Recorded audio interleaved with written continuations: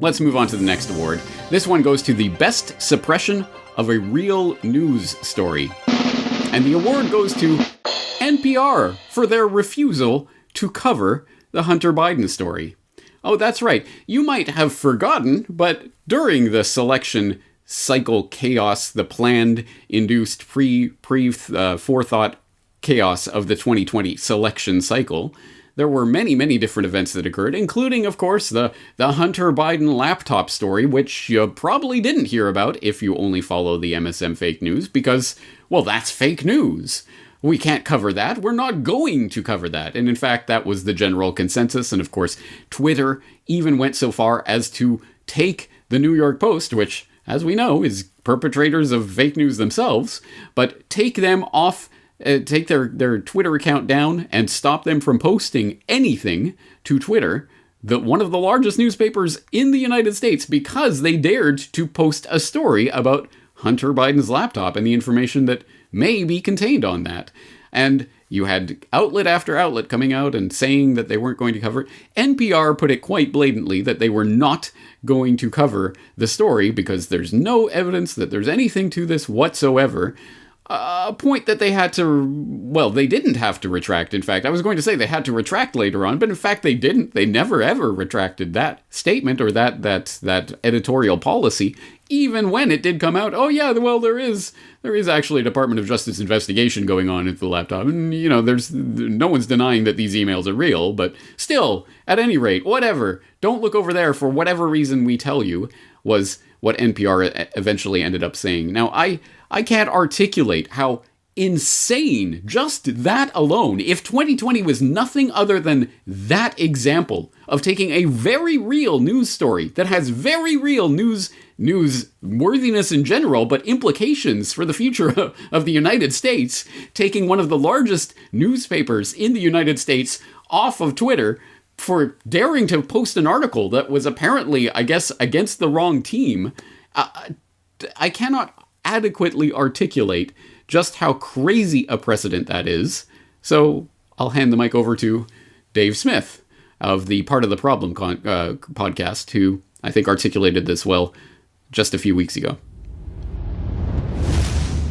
But what happened here was not simply that the corporate press suppressed a story so that Joe Biden could get elected, or suppressed a story that could hurt him potentially. That is one aspect of it, and that certainly happened.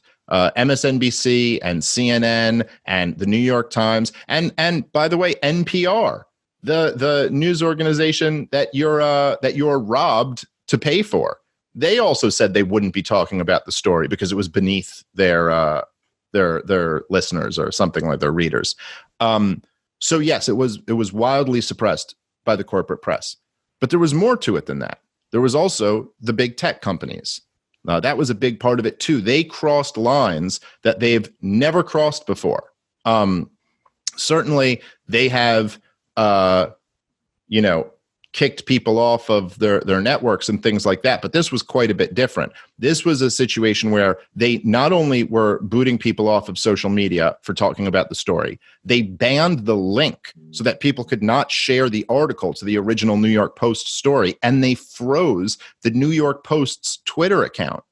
They actually silenced one of the biggest newspapers in the world, top 5 biggest newspapers in the country, because they were running a story that was going to damage one of the political candidates. Okay, so that is, and the story, by the way, has not one hole has been poked in the story. It's just gotten stronger over time. The more that's been verified, the more we verified that what they were saying is in fact correct. And so that is a really big story. That, like, the fact that the corporate press and the big tech companies are, in on this together, working together, cooperating, colluding, that's a big story. Dave Smith of Part of the Problem podcast. And yeah, I think at the very least, people in 2021 cannot act surprised at all this censoring and deplatforming that's going on with these big tech controlled corporate big tech monopolies. I can't believe they're doing this. No, of course, we've seen it coming for many, many years. haven't we? And we've talked about it many, many times here on the Corbett Report. I have done report after report on it for years and years, warning people about what's coming. But at the very least, even the normiest of normies, the most asleep of the asleep, will have seen this spill out in the past few months. Or will they have seen that? Well, not if they're watching the MSM, because the MSM won't report on it, just like NPR. No, we're not going to talk about that. Because it's a waste of time. And of course, then they cooperate and collaborate with the big tech monstrosity in order to censor the story. And just as a little bit of a follow-up to this, of course, it is funny to see the way the fact-checkers of the fact-check fake news scam industry tie themselves into pretzel knots of twisted logic in order to try to say that even though they were wrong about the Hunter Biden story, and yes, he is under investigation, and yes, there are shenanigans, it doesn't matter because we were ultimately right somehow. It's just funny to watch them squirrel themselves into that corner and try to make it look as if they've been right all along, even when they were wrong. Surprise, surprise. So, yes, once again, many different outlets could share in this award of shame, but NPR takes the cake for their public editor's ridiculous comments on that particular story.